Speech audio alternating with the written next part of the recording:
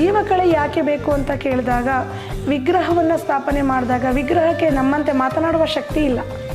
ಆ ಶಕ್ತಿ ಹೇಗೆ ಬರಬೇಕು ಅಂದರೆ ಬೀಜಾಕ್ಷರಿಗಳಿಂದ ಬರಬೇಕು. ಆ ಒಂದು ಬೀಜಾಕ್ಷರಿಯ ಮಂತ್ರಗಳನ್ನು 108 ಚಕ್ರಗಳನ್ನು ಸ್ಥಾಪನೆ ಮಾಡಿ ಮತ್ತು ದೇವಿಗೆ ಬೇಕಾಗಿರ್ತಕ್ಕಂತಹ ಮಂಗಳ ದ್ರವ್ಯಾದಿಗಳನ್ನು ಬಳಸಿ ಜೀವಕಳೆಯನ್ನು ಕೊಟ್ಟಾಗ ಅವರ ವಂಶ ಪಾರಂಪರಿಕವಾಗಿ ತಾಯಿ ಅವರನ್ನು ರಕ್ಷಣೆ ಮಾಡ್ಕೊಂಡು ಹೋಗ್ತಾರೆ.